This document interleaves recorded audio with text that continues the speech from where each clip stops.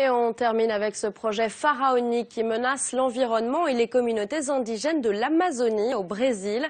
La construction du barrage de Belo Monte, débuté en janvier 2012. Les turbines utilisées sont fabriquées par une grande entreprise française, Alstom.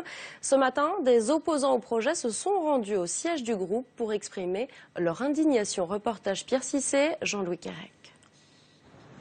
Aujourd'hui, journée mondiale des droits de l'homme, pendant que de nombreux chefs d'État rendent hommage à Nelson Mandela en Afrique du Sud, des militants de l'association Planète Amazon sont venus au siège d'Alstom en banlieue parisienne pour rappeler à l'entreprise française qui fabrique des turbines pour les barrages que rafler des marchés c'est bien, mais pas à n'importe quel prix.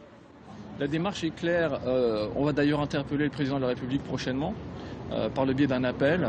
C'est d'exiger que ces entreprises, justement, non seulement respectent une charte éthique par rapport aux droits de l'homme, les droits de l'environnement et tout aussi les conventions internationales qui sont ratifiées par la France.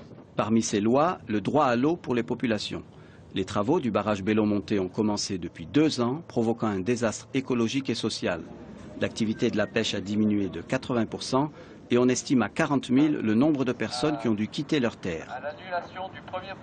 Alors ces gens qui habitent sur le fleuve Xingu, sur leur territoire ancestral, ne vont pas pouvoir boire l'eau parce que l'eau va être pourrie, ils ne vont pas pouvoir se transporter sur la rivière, ils ne vont pas pouvoir faire la chasse parce que toute la chasse va s'en aller, la forêt va mourir.